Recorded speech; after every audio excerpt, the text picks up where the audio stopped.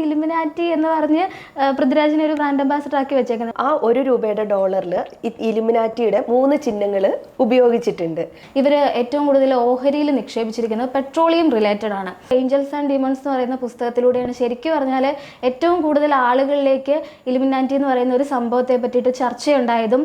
നമ്മുടെ ഇപ്പം നോട്ട് നിരോധനം പോലും, അതുപോലെ മൈക്കിൾ ജാക്സന്റെ മരണം, ഇതൊക്കെ ഈ പറയുന്ന ഇലുമിനാറ്റിയുടെ ഒരു സ്വാധീന ഫലമാണ്. ഇന്ത്യയിലാണ് ഇതിന്റെ തുടക്കം എന്ന രീതിയിലാണ് അദ്ദേഹം പറഞ്ഞിട്ടുള്ളത്. ട്രംപ് ഇലുമിനാറ്റിയുടെ ആളാണ്.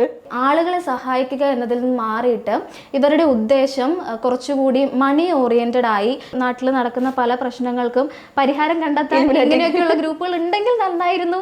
സോഷ്യൽ മീഡിയ തുറന്നാൽ മുഴുവൻ എമ്പുരാനും ഇലുമിനാറ്റി മാത്രമേ ഉള്ളൂ. ക്രിസ്റ്റീനയ്ക്ക് ഇതിലൊക്കെ വിശ്വാസമുണ്ടോ? എന്താ ഇതിനോടുള്ള അഭിപ്രായം?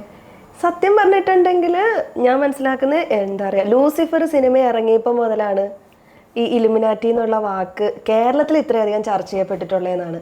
അതിനുശേഷം നമ്മൾ ആവേശ സിനിമയിലെ പാട്ടും ഭയങ്കരമായിട്ട് അത് വൈറലാവുന്നു, അത് വിമർശിക്കപ്പെടുന്നു, പിന്നെ ആളുകൾ ഇതിനെക്കുറിച്ച് ചർച്ച ചെയ്യുന്നു. അപ്പോൾ എമ്പുരാൻ ഇറങ്ങുന്ന സമയത്ത് വീണ്ടും ഇലുമിനാറ്റി ചർച്ചയാവുകയാണ്. ശരിക്കും അത് ഇലുമിനാറ്റി ചർച്ചയാവുന്നുള്ളതിനേക്കാളും പൃഥ്വിരാജ് ഒരു ഇലുമിനാറ്റി ആണ്, അല്ലെങ്കിൽ അതിലൊരു അംഗമാണ്. കേരളത്തിന്റെ ബ്രാൻഡ് അംബാസിഡർ ഇലുമിനാറ്റിയുടെ പൃഥ്വിരാജ് എന്ന് സോഷ്യൽ മീഡിയ ട്രോളന്മാര് ഭയങ്കരമായിട്ട് പറഞ്ഞ് അതിങ്ങനെ ആക്കുന്നുണ്ട്. അതിനോടനുബന്ധിച്ച് തന്നെ പൃഥ്വിരാജ് ഒരു ഇലുമിനാറ്റി ആണോ, പറയുന്നതെല്ലാം നടത്തി കാണിക്കുന്ന ഒരാളാണല്ലോ എന്നുള്ള തരത്തിലുള്ള ചർച്ചകളൊക്കെ ഇപ്പോൾ വരുന്നുണ്ട്. അപ്പം ഇലുമിനാറ്റി എന്ന് പറയുന്നത് എന്താണ്? അതൊരു നിഗൂഢ ശക്തിയാണോ? അങ്ങനെയൊന്നും ഉണ്ടോ? ഇതിപ്പോൾ സോഷ്യൽ മീഡിയയിലാണെങ്കിലും ഗൂഗിളിലാണെങ്കിലും നമ്മൾ സെർച്ച് ചെയ്തിട്ടുണ്ടെങ്കിൽ ഇതുമായി ബന്ധപ്പെട്ടിട്ടുള്ള കുറേ വാർത്തകൾ ഇപ്പം ഇങ്ങനെ വരുന്നുണ്ട്. അപ്പം ഈ സിനിമയിൽ എമ്പുരാൻ സിനിമയോടനുബന്ധിച്ച് വരുമ്പോൾ ഇനി ആരാണ്, മോഹൻലാലാണോ ഇലുമിനാറ്റി ആയിട്ട് വരിക എന്നുള്ള ചർച്ചകളൊക്കെ ഇപ്പം ഭയങ്കരമായിട്ട് നടക്കുന്നുണ്ട്. ശരിക്കും പൃഥ്വിരാജിന്റെ കാര്യത്തിൽ നോക്കിയിട്ടുണ്ടെങ്കിൽ ഏറ്റവും കൂടുതൽ അത് ചർച്ച ചെയ്ത ഒരു 10 വർഷം മുമ്പ് അദ്ദേഹം പറഞ്ഞ എല്ലാ കാര്യങ്ങളും അദ്ദേഹം ഇപ്പം നടപ്പിലാക്കി എന്നുള്ളതാണ്. പക്ഷെ നമുക്കതിന് സിമ്പിളായിട്ട് നോക്കിക്കാണുകയാണെങ്കിൽ ഇപ്പം നമുക്കൊരു കരിയർ, ഒരു വിഷൻ ഉണ്ടെന്ന് വിചാരിച്ചു, നമുക്കതിനുള്ള കാലിബർ ഉണ്ടെന്ന് നമ്മൾ വിശ്വസിക്കുന്നുണ്ട്, നമുക്ക് കഴിവുണ്ട്, അതിനുള്ള സാഹചര്യങ്ങളുണ്ട്, അതിനുള്ളൊരു എക്സ്പോസ് ചെയ്യാനുള്ള ഒരു സാഹചര്യം കിട്ടിയിട്ടുണ്ടെന്ന് വിചാരിച്ചു. അപ്പോൾ തീർച്ചയായിട്ടും നമ്മളൊരു പ്ലാൻ ചെയ്യും ഇത്ര വർഷം കഴിഞ്ഞ്. നമ്മൾ ചിലപ്പോൾ പക്ഷേ അത് ആളുകളോട് പറയണം എന്നൊന്നുമില്ല. നമുക്ക് അത്രയും കോൺഫിഡൻസ് ഉണ്ടെങ്കിൽ ചിലപ്പോൾ നമ്മൾ പറഞ്ഞു തന്നിരിക്കും, അല്ലെങ്കിൽ നമ്മുടെ വളരെ അടുത്ത ആളുകളോട് നമ്മളിത് പറഞ്ഞിട്ടുണ്ടാകും. അപ്പോൾ ഒരു 10 വർഷം കഴിഞ്ഞ് ഇത് സംഭവിച്ചാൽ അവർ നമ്മളെ അഭിനന്ദിക്കും. പക്ഷെ പൃഥ്വിരാജിന്റെ കാര്യത്തിൽ ഇത് സംഭവിച്ചത് അന്ന് മുതലേ പണ്ട് തൊട്ടേ ചോദിക്കുന്ന ചോദ്യങ്ങൾക്ക് അദ്ദേഹത്തിന് കൃത്യമായിട്ടുള്ള ആൻസർ ഉണ്ട്. ഞാൻ 10 വർഷം കഴിഞ്ഞാൽ എന്തായിരിക്കണം എന്ന് ചോദിക്കുമ്പോൾ അദ്ദേഹത്തോട് ചോദിക്കുമ്പോൾ അദ്ദേഹം പറയുന്നുണ്ട്, ഒരു 3 ലാംഗ്വേജിലെങ്കിലും മുൻനിര നടനായിരിക്കണം ഞാൻ എന്ന് പറയുന്നുണ്ട്. അത് അതുപോലെ തന്നെ ഏകദേശം സംഭവിച്ചിട്ടുണ്ട്. അതുപോലെ ഒരു നല്ല സംവിധായകനായിരിക്കണം എന്ന് വെച്ചാൽ തനിക്ക് കിട്ടുന്ന നല്ല പ്രൊജക്റ്റ് അതൊരു സിനിമയാക്കി മാറ്റാൻ കഴിയുന്ന ഒരാളായിരിക്കണം, അതൊരു പ്രൊഡക്ഷൻ ഹൗസിന്റെ കൂടി പിൻബലം അതിനുണ്ടാകണം എന്നൊക്കെയുള്ള കാര്യങ്ങൾ അദ്ദേഹം പണ്ട് പറഞ്ഞപ്പോൾ ഈ പറഞ്ഞ ആളുകൾ അഹങ്കാരമാണ്. മഞ്ജു വാര്യരെ മോഹൻലാലെ വെച്ചിട്ടായിരിക്കും.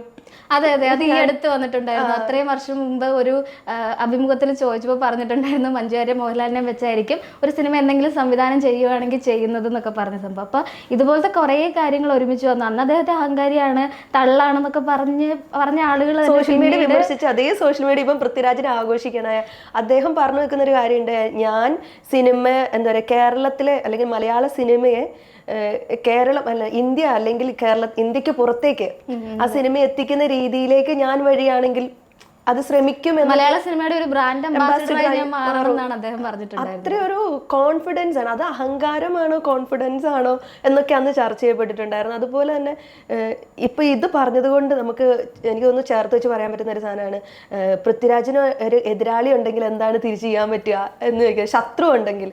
അപ്പോൾ പൃഥ്വിരാജ് കൊടുക്കുന്ന ഒരു മറുപടി ഉണ്ട്, എൻ്റെ ഒപ്പം നിൽക്കാൻ പറ്റുന്ന ഒരു ശത്രു ഇല്ല. അപ്പൊ നമുക്കത് ആ സമയത്ത് പൃഥ്വിരാജ് അത് പറയുമ്പോൾ അന്ന് എനിക്ക് തോന്നുന്നു പൈനാപ്പിൾ പെണ്ണെ പാട്ടൊക്കെ പാടി നടന്ന് പൃഥ്വിരാജ് അത് പറയുമ്പോൾ ഇതെന്ത് കണ്ടിട്ടാ എന്ന് പറയുന്ന പൃഥ്വിരാജ് പക്ഷെ ഇപ്പൊ എത്തി നിൽക്കുന്നത് ഭയങ്കര ഒരു വിജയത്തിലാണ്. നമുക്കത് പറയാതിരിക്കാൻ പറ്റില്ല, കാണാതിരിക്കാൻ പറ്റത്തില്ല. കാരണം മലയാള സിനിമയിൽ എത്രയോ നടന്മാര് സംവിധാനം ചെയ്യാൻ ഇറങ്ങിയിട്ടുണ്ട്. ചിലർക്ക് ശരിയായി, ചിലർക്ക് ശരിയായില്ല. നമ്മൾ ഭയങ്കര പ്രതീക്ഷ വെച്ച സിനിമകൾ അടുത്ത കാലത്തൊക്കെ ഇറങ്ങിയതൊന്നും നമുക്ക് അത്രയും എന്താ പറയുക സാറ്റിസ്ഫാക്ഷൻ തന്നിട്ടില്ല. അപ്പം പൃഥ്വിരാജ് അതുപോലെ പ്രൊഡക്ഷനിലേക്ക് പോകുന്ന ആളുകൾ എത്രത്തോളം സക്സസ്ഫുൾ ആകുന്നുണ്ടെന്നൊക്കെയുള്ള കാര്യങ്ങൾ പലരും ഇതുപോലെ പൊട്ടിപ്പൊളിഞ്ഞു പോയ ആളുകളും ഉണ്ട്.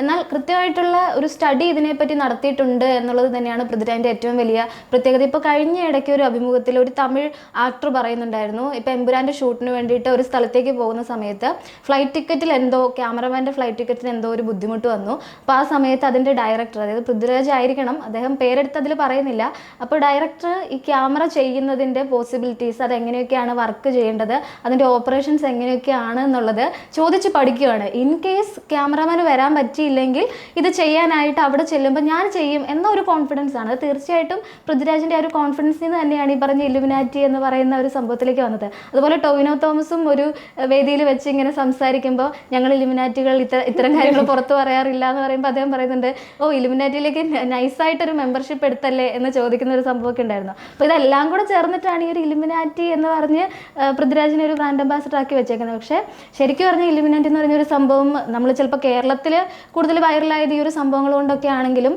ലോകത്ത് ഏറ്റവും കൂടുതൽ ചർച്ച ചെയ്യപ്പെട്ടിട്ടുള്ളത് ഒരു പുസ്തകത്തിലൂടെയാണെന്നാണ് നമുക്ക് നോക്കുമ്പോൾ അറിയാൻ പറ്റുന്നത്. കാരണം ഡാൻ ബ്രൗൺ എന്ന് പറയുന്ന ഒരു എഴുത്തുകാരനുണ്ട്, ഈ ഡാവിഞ്ചി കോഡൊക്കെ എഴുതിയ ആളാണ്. അപ്പോൾ ഡാവിഞ്ചി കോഡിലൊക്കെ ഇത്തരത്തിലുള്ള ചില കാര്യങ്ങൾ പറഞ്ഞു വെക്കുന്നുണ്ട്, പക്ഷെ അത്ര എക്സ്പോസ് ചെയ്തിട്ടല്ല അത് പറയുന്നത്. അത് കുറേ വേറെ രീതിയിലുള്ള വിവാദങ്ങളൊക്കെ ഉണ്ടാക്കിയ പുസ്തകമാണ്. അപ്പോൾ അദ്ദേഹത്തിൻ്റെ ഈ ഏഞ്ചൽസ് ആൻഡ് ഡീമൺസ് എന്ന് പറയുന്ന പുസ്തകത്തിലൂടെയാണ് ശരിക്കും പറഞ്ഞാൽ ഏറ്റവും കൂടുതൽ ആളുകളിലേക്ക് ഇലുമിനാറ്റി എന്ന് പറയുന്ന ഒരു സംഭവത്തെ പറ്റിയിട്ട് ചർച്ചയുണ്ടായതും അന്നും കുറേ വിവാദങ്ങളൊക്കെ നടന്നിട്ടുണ്ട്. അദ്ദേഹമാണ് ശരിക്കും ഈ ഒരു കാര്യം എന്താണ്, ഇതിലെ സിമ്പിൾസ് എന്തൊക്കെയാണ്, അദ്ദേഹം അതിലൊരു ചിഹ്ന ശാസ്ത്രജ്ഞനാണ് അതിലെ നായകൻ.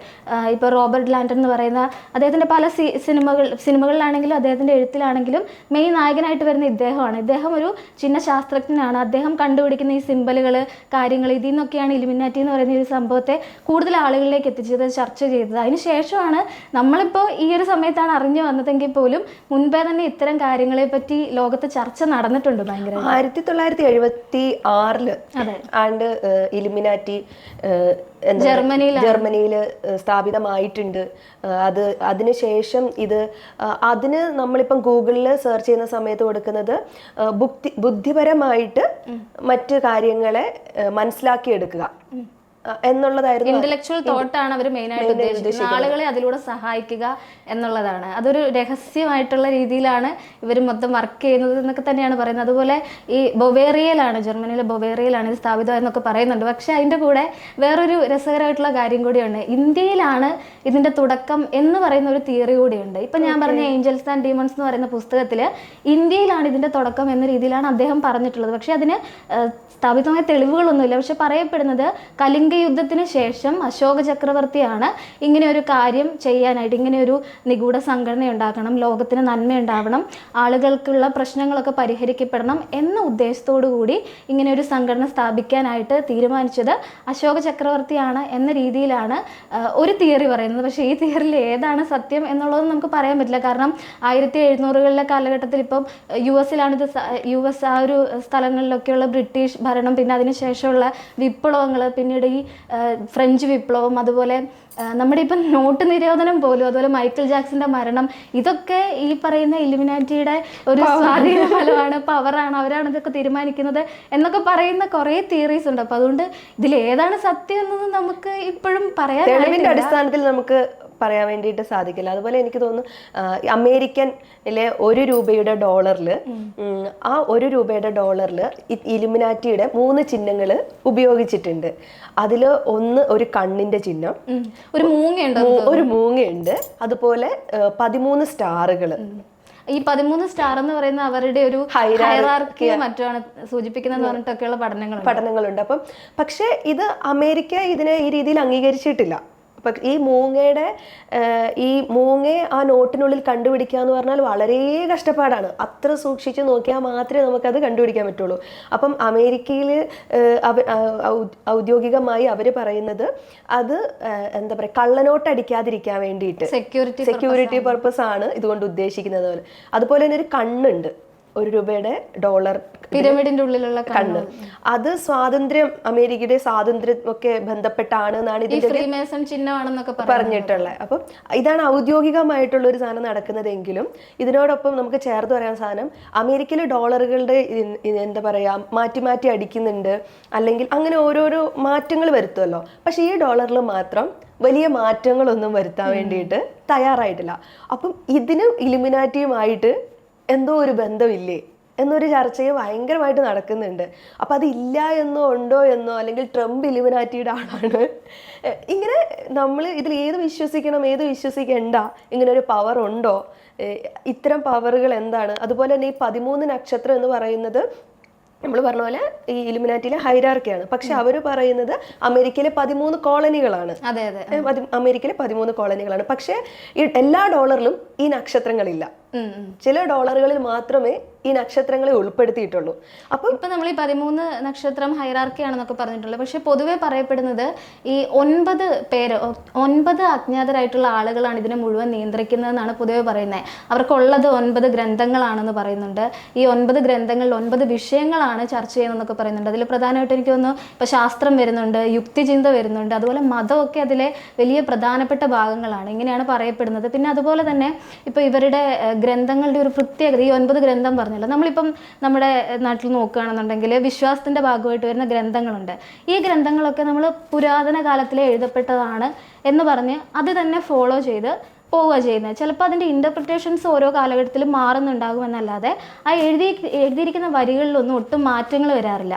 പക്ഷേ ഇവരുടെ ഗ്രന്ഥങ്ങളിൽ പ്രത്യേകതയായിട്ട് പറയുന്നത് ഓരോ കാലഘട്ടത്തിനനുസരിച്ച് അത് വീണ്ടും റീറൈറ്റ് ചെയ്യപ്പെടുന്നുണ്ട്, അങ്ങനെ പറയുന്നുണ്ട്. അപ്പോൾ ശരിക്കും പറഞ്ഞാൽ ഓരോ കാലത്തിനും എന്താണോ അനുയോജ്യമായിട്ട് വേണ്ടത്, ഇപ്പോൾ ആ കാലം വരുമ്പോഴത്തേക്ക്, ഇപ്പോൾ അടുത്ത ഒരു 10 വർഷത്തേക്ക് വരുന്ന മാറ്റങ്ങൾ, ഇപ്പോൾ AI പോലും AI ഇനി എന്താണ് വരാൻ പോകുന്നത് എന്ന് പോലും ഇവർക്കറിയാം എന്ന രീതിയിലൊക്കെയാണ് ഓരോ പഠനങ്ങൾ വരുന്നത്. ഈ ഇലുമിനാറ്റി പ്രവർത്തിക്കുന്നു, അല്ലെങ്കിൽ ഇലുമിനാറ്റി ലോകത്തെ നയിക്കുന്നു അല്ലെങ്കിൽ നിയന്ത്രിക്കുന്നു എന്നൊക്കെ പറയുമ്പോഴേ ഇവരുടെ ഒരു സാമ്പത്തികവുമായി ബന്ധപ്പെട്ട് കിടക്കുന്ന ചോദ്യങ്ങൾക്കൊന്നും കൃത്യമായിട്ടൊരു ഉത്തരം ഉണ്ടോ? അതൊക്കെ ഇപ്പോഴും സോഷ്യൽ മീഡിയ ബന്ധപ്പെട്ട് മുൻപ് ഒരു കാനഡയുടെ ആണെന്ന് തോന്നുന്നു പ്രതിരോധ മന്ത്രി പോൾ ഹെല്ലിയാർ എന്ന് പറഞ്ഞിട്ട് ഒരാൾ ഒരു ചർച്ച, അല്ലെങ്കിൽ അദ്ദേഹം ശരിക്കും പറഞ്ഞാൽ സർക്കാർ തലത്തിൽ പ്രവർത്തിക്കുന്ന ആളുകൾ ഇലുമിനാറ്റിയെ കുറിച്ചൊന്നും പറഞ്ഞുകൊണ്ട് രംഗത്ത് വരാറൊന്നുമില്ല. പക്ഷേ ഇദ്ദേഹം പിന്തുണ അറിയിച്ചുകൊണ്ട് രംഗത്ത് എത്തിയിട്ടുണ്ടായിരുന്നു. അതിന്റെ റീസൺ എന്താണെന്നൊന്നും അദ്ദേഹം പറഞ്ഞിട്ടില്ല. പക്ഷേ ഇതെനിക്ക് തോന്നുന്നു 2018 മറ്റാണ് വാർത്തയായിട്ടുണ്ടായിരുന്നത്. അദ്ദേഹം പറഞ്ഞിട്ടുണ്ടായിരുന്നത് ഈ പെട്രോളിയം ആയിട്ട് ബന്ധപ്പെട്ടിട്ടാണ് ഇവരുടെ ഏറ്റവും വലിയ സാമ്പത്തിക സ്രോതസ് നിലനിൽക്കുന്നത്. ഏറ്റവും കൂടുതൽ ഈ ഇലുമിനാറ്റിയിലുള്ള ആളുകൾ, അംഗത്വം എടുത്തിട്ടുള്ള ആളുകൾ, ഇവർ ഏറ്റവും കൂടുതൽ ഓഹരിയിൽ നിക്ഷേപിച്ചിരിക്കുന്നത് പെട്രോളിയം റിലേറ്റഡ് ആണ്. അപ്പോൾ അതിൻ്റെ കൂടെ പറയുന്നുണ്ട് ലോകത്തിലെ ഒരുപാട് പ്രശ്നങ്ങൾ ഇവർക്ക് ഇല്ലാതാക്കാൻ പറ്റും എന്നുള്ളതായിരുന്നല്ലോ ആദ്യം മുതലേ ഉള്ള ഈ ഒരു രഹസ്യ സംഘടനയുടെ ഉദ്ദേശം എന്ന് പറയുന്നത്. പക്ഷേ കാലം പോകെ പോകെ ആളുകളെ സഹായിക്കുക എന്നതിൽ നിന്ന് മാറിയിട്ട് ഇവരുടെ ഉദ്ദേശം കുറച്ചുകൂടി മണി ഓറിയന്റഡ് ആയി എന്ന രീതിയിൽ ഒരു വിമർശനം കൂടി അദ്ദേഹം പറയുന്നുണ്ട്. അതിന് അദ്ദേഹം ഉദാഹരണം പറയുന്നതാണ് ഈ ഓഹരിയുടെ കാര്യം. അതായത് ഇപ്പോൾ കാലാവസ്ഥ വ്യതിയാനം വരുന്നു, വലിയ രീതിയിലുള്ള കാലാവസ്ഥ പ്രശ്നങ്ങൾ വരുന്നതിൻ്റെ ഒരു പ്രധാന റീസൺ അന്തരീക്ഷ മലിനീകരണം ആണെന്നുള്ളത് നമുക്കറിയാലോ. അതിന് ഈ പെട്രോളിയം, അതിൻ്റെ ഉൽപ്പന്നങ്ങൾ, അതിൻ്റെ നിർമ്മാണമൊക്കെ ആയിട്ട് ബന്ധപ്പെട്ട്, മൈനിങ്ങുമായിട്ടൊക്കെ ബന്ധപ്പെട്ട് ഒരുപാട് റീസൺസ് ഉണ്ട്. അപ്പം ഈ കാലാവസ്ഥാ വ്യതിയാനം ശരിക്കും പറഞ്ഞിട്ടുണ്ടെങ്കിൽ ഇലുമിനാറ്റി ഗ്രൂപ്പ് വിചാരിച്ചാൽ മാറ്റാൻ കഴിയുന്നതേ ഉള്ളൂ. അതുവരെ നിയന്ത്രിക്കാനുള്ള കഴിവ് അവർക്കുണ്ടെന്നാണ് പറയുന്നത്. പക്ഷെ അവരതിലേക്ക് തൊടാത്തത്, അവർക്കറിയാം ഒരുപാട് ആളുകൾ ഇതിൽ ബാധിക്കപ്പെടുന്നുണ്ട് എന്നവർക്കറിയാം. പക്ഷെ അവരിതിൽ തൊടാത്തത് കാരണം ഇവരിൽ കൂടുതൽ ആളുകളുടെ ഓഹരി കിടക്കുന്നത് പെട്രോളിയത്തിലാണ്. അപ്പോൾ പെട്രോളിയത്തെ തൊട്ടാൽ സ്വാഭാവികമായിട്ടും അവരുടെ പണനഷ്ടമാണ് ഉണ്ടാകാൻ പോകുന്നത്. അപ്പോൾ ആ ഒരു നഷ്ടം സഹിക്കും. അതുകൊണ്ടാണ് ഒരു സ്വാർത്ഥതയിലേക്ക് ഇതും പോകുന്നുണ്ടോ എന്ന രീതിയിലുള്ള ഒരു വിമർശനം കൂടി സംഘടനയിൽ അല്ലെങ്കിൽ അതിനകത്ത് പ്രവർത്തിക്കുന്നവർക്കൊക്കെ അമാനുഷിക ശക്തി ഉണ്ട്, അങ്ങനെ പറയപ്പെടുന്നുണ്ട്. അതുപോലെ തന്നെ ഇവർക്ക് ഒരു ഭാഷ, ഇവരുടേതായിട്ടുള്ള ഒരു ഭാഷയുണ്ടെന്ന് പറയുന്നുണ്ട്. അത് അതായത് ഒരു കൃത്രിമ ഭാഷ ഇവരുണ്ടാക്കിയിരിക്കുകയാണ്. അതുപോലെ അതെ, പക്ഷെ എല്ലാവർക്കും പരസ്പരം അറിയില്ല എന്ന് പറയപ്പെടുന്ന ഒരു സംഭവം കൂടി ഉണ്ട്. അതായത് ഇവർക്ക് പരസ്പരം അറിയാനായിട്ട് ഒരു കോഡ് ഉണ്ടായിരിക്കും എന്ന് പറഞ്ഞാൽ, അത് ഞാനിപ്പോൾ പറഞ്ഞ ഈ ഡാവിഞ്ചി കോഡ് എന്ന് പറഞ്ഞ പുസ്തകത്തിൽ അതിലൊരാള് ഒരു വിശ്വാസിനെ കാണിക്കുന്നുണ്ട്. അയാൾ വേറൊരാളെ കണ്ടുപിടിക്കാനായിട്ട് പോകുമ്പോൾ ഉപയോഗിക്കുന്ന മുഴുവൻ ഇത്തരത്തിലുള്ള ചിഹ്നങ്ങളും ഈ ഒരു കോഡുകളും കാര്യങ്ങളും ഒക്കെയാണ് അതിൽ അയാൾ പറയുന്നത്. പക്ഷെ വേറെ രീതിയിലുള്ള കുറെ കാര്യങ്ങളാണെങ്കിൽ പോലും ഇത്തരത്തിലുള്ള കോഡ് ഉപയോഗിച്ചുകൊണ്ട് പരസ്പരം കമ്മ്യൂണിക്കേറ്റ് ചെയ്യുന്ന ആൾക്കാരെ പറ്റി ആ പുസ്തകത്തിലും പറയുന്നുണ്ട്. പക്ഷെ നമുക്കത് പെട്ടെന്ന് നോക്കിയിട്ടുണ്ടെങ്കിൽ അത് മനസ്സിലാവണമെന്നില്ല. നമ്മൾ കുറച്ചുകൂടി ആഴത്തിൽ അതിനെപ്പറ്റി ചിന്തിച്ചാൽ മാത്രമേ ഒരുപക്ഷെ ഇലുമിനാറ്റി ഗ്രൂപ്പിനെ പറ്റി ആയിരിക്കാം അതിൽ പറയുന്നത് എന്നൊക്കെ മനസ്സിലാകുള്ളൂ. അതുപോലെ തന്നെ ഈ പറഞ്ഞതുപോലെ ഇപ്പോൾ നമ്മൾ പറഞ്ഞല്ലോ കാലാവസ്ഥാ നിയന്ത്രണം ഇങ്ങനെയുള്ള കാര്യങ്ങൾ ശരിക്കും ഒരുപക്ഷെ നമ്മുടെ ഒരു നാട്ടിൽ നടക്കുന്ന പല പ്രശ്നങ്ങൾക്കും പരിഹാരം കണ്ടെത്താൻ ഇങ്ങനെയൊക്കെയുള്ള ഗ്രൂപ്പുകൾ ഉണ്ടെങ്കിൽ നന്നായിരുന്നു എന്ന് നമുക്ക് വേണ്ട വിശ്വസിക്കാം. നമ്മളിപ്പോൾ ചില സിനിമയിലൊക്കെ കാണില്ലേ വലിയ പവർ ഗ്രൂപ്പുകൾ പിന്നീട് വന്ന് അങ്ങനത്തെ സംഭവങ്ങളൊക്കെ. ഇപ്പം ഈ പോൾ ഹെല്ലിയർ തന്നെ പറഞ്ഞിട്ടുണ്ട്, അദ്ദേഹത്തിന്റെ വാക്കുകൾ പലരും വിശ്വസിക്കാത്തതിന്റെ കാരണം, ഞാനിപ്പോൾ പറഞ്ഞ ഡിഫൻസ് മിനിസ്റ്റർ, അദ്ദേഹത്തിന്റെ വാക്കുകൾ പലരും വിശ്വസിക്കാത്തതിന്റെ കാരണം അദ്ദേഹം പറഞ്ഞിട്ടുണ്ട് US ഒരു സ്ഥലത്ത് പറക്കുംതളിക വന്നിട്ടുണ്ട്, അതിന്റെ ആ മേഖലയുടെ നിയന്ത്രണം പിന്നീട് US ഏറ്റെടുത്തു, പിന്നീട് അവിടെ നിന്ന് വന്ന അന്യഗ്രഹ ജീവികൾക്ക് വളരെ എളുപ്പത്തിൽ വേണമെങ്കിൽ ഈ ലോകത്തിനെ സഹായിക്കാൻ പറ്റുമായിരുന്നു എന്നൊക്കെ പറഞ്ഞിട്ടുള്ള കുറേ കാര്യങ്ങൾ അദ്ദേഹം പറഞ്ഞിട്ടുള്ളത് കൊണ്ടാണ് പല വാദങ്ങളും നമുക്ക് വിശ്വസിക്കാൻ പറ്റാത്തത്. കാരണം നമ്മൾ പലപ്പോഴും ശാസ്ത്രത്തിന്റെ അടിസ്ഥാനത്തിൽ മാത്രമാണ് അതെല്ലാം വിശ്വസിക്കുന്നത്. അപ്പൊ ഇങ്ങനെയുള്ള കുറേ കാര്യങ്ങളും ഇതിന്റെ ഇടയിൽ നടക്കുന്നുണ്ട്. ഒപ്പം തന്നെ നമുക്കിപ്പം ഞാനിപ്പോൾ പറഞ്ഞ പോലെ നമുക്കും ഒരുപക്ഷെ ഇങ്ങനെ ആരെങ്കിലും വന്ന് രക്ഷിച്ചിരുന്നെങ്കിൽ ഒന്ന് ആഗ്രഹിക്കാനേ പറ്റുള്ളൂ. പക്ഷെ ഇതിനൊന്നും ശാസ്ത്രീയമായിട്ടുള്ളൊരു അടിത്തറ ഇല്ലല്ലോ. ശരിക്കും ഊഹാപോഹങ്ങളുടെ ഒരു ലോകത്തേക്കാണ് ഇലുമിനാറ്റി എന്നൊരു വാക്ക് നമ്മളെ കൊണ്ട് എത്തിക്കുന്നത്. അപ്പം ഇതിനകത്തേക്ക് യുക്തിയുണ്ട്, അതുപോലെ തന്നെ മിഥ്യാധാരണകളും കൂടിക്കലർന്നിട്ടുള്ള ഒരു സംഭവമായിട്ടാണ് നിൽക്കുന്നത്. എപ്പോഴും നമ്മുടെ ഒരു ചരിത്രപരമായ അന്വേഷണവും കൂടി ഇതിനുള്ളിൽ ഉൾപ്പെടുത്തിക്കൊണ്ട് വേണം ഇത്തരം ഒരു കാര്യങ്ങൾ നമ്മൾ മനസ്സിലാക്കാനോ അല്ലെങ്കിൽ വിശ്വസിക്കാനോ അതിനകത്തേക്ക് ചെന്നെത്താനോ എന്നൊക്കെയാണ് എനിക്ക് ഇപ്പം പറയാൻ വേണ്ടി തോന്നുന്നത്.